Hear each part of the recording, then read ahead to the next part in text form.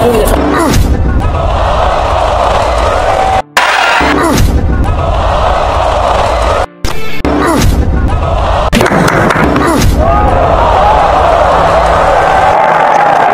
bakbakan, di magpapahuli pag may bagong laban. Dahil sa lakas ng kanyang kamao, kung saan bulagta at diretso tulog ang mga tinatamaan, at kailangan pa itong isugod sa ospital upang magising.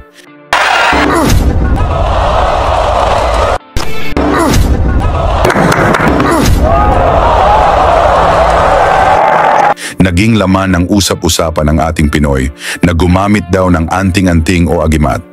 Siya ang binansagang delubyo ng Misamis Occidental, Ray Megrino. Tubong Lopez Jaena, Misamis Occidental si Megrino.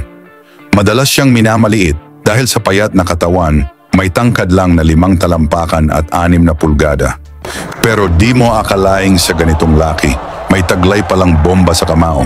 Sa sobrang lakas, usap-usapan ng marami kung ano ang misteryo sa payatot na katawan ni Megrino. Gumamit daw ito ng anting-anting. Unang ginulantang ni Megrino ang Hong Kong matapos niyang patulugin ang Thai champion na si Ekartit Kanyaprom sa loob lang ng 2 rounds, kung saan para itong hinahampas ng tubo, nangisay at diretso tulog. Nagulat ang mga inchik kung saan nanggaling ang lakas ng Pinoy. Dahil sa gulo ng knockout na yon, sabi ng iba malakas pa ito kay Manny Pacquiao. Dahil sa kagustuhan mapanood ulit ang lakas ni Megrino, pinabalik nila ito sa Hong Kong. At ngayon, mas malaki ang laban, kung saan makakatapat ng Pinoy ang prospect mismo ng Top Rank Promotions, ang pinagmamalaki ni Bob Arum, si Jason Tyson Butar-Butar. May record na 22 wins, 2 losses, 20 knockouts. Kilala sa lakas, bilis at bagsik, kaya tinawag na Tyson. Katulad daw ang lakas nito sa heavyweight champion na si Mike Tyson. At hindi basta-basta ito mga kabayan. Nandun pa mismo si Bob Arum, ang legendary promoter, para panoorin ang kanyang future world champ at dadalhin na ito sa Amerika sa susunod na laban. Ayon pa ni Lolo Bob, pang warm-up lang daw ng kanyang bata si Megrino. Pag-umpisa pa lang ng laban, todo pressure agad si Butar-Butar. Mabilis, agresibo, gustong durugin si Megrino. Habang si Megrino kalmado lang na pinag-aralan ang kalaban, nagpakawala ng mga counter, parang naghihintay lang ng tamang oras paano tapusin ang laban.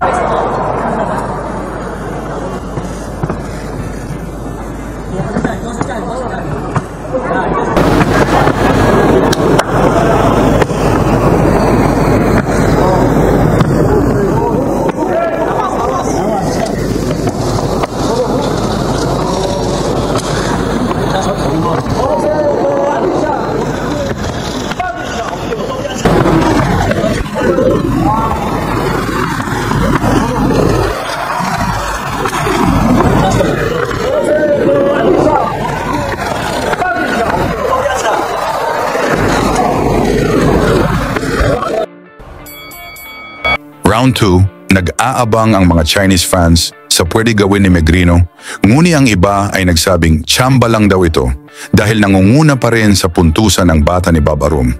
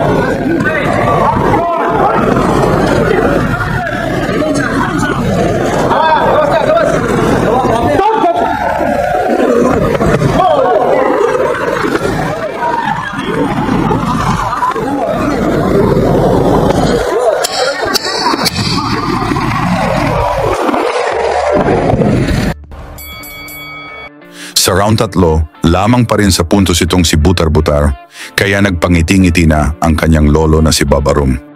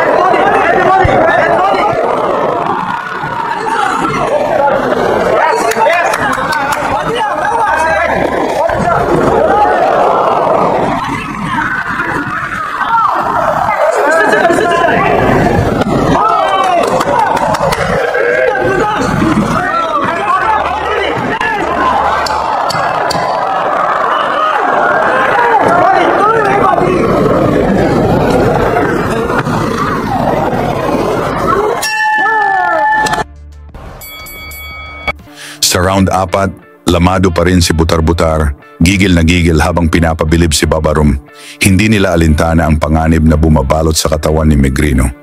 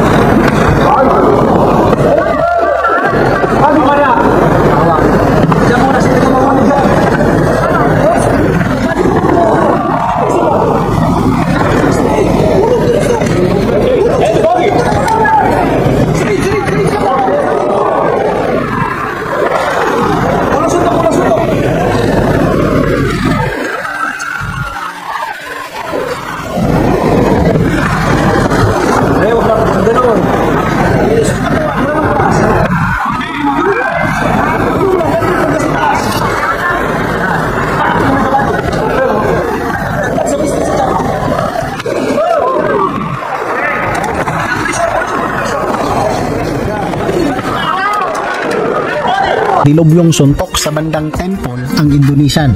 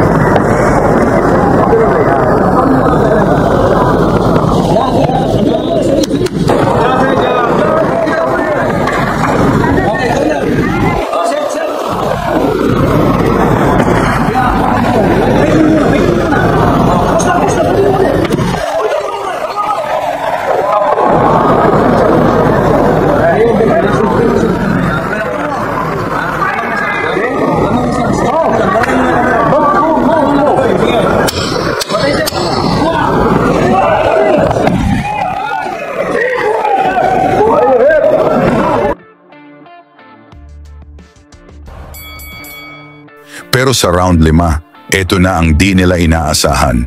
Kising na ang halimaw na natutulog sa katawan ni Megrino.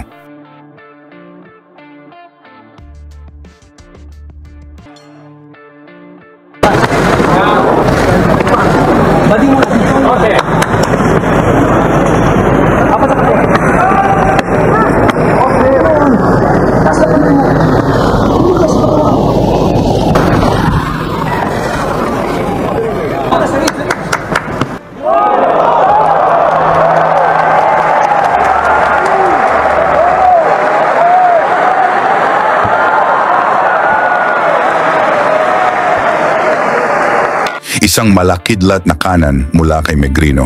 Bagsak ang Tyson. Tulog, walang malay, kinailangan pang gisingin at tulungan upang makahinga si Butar-Butar at sinugod sa ospital.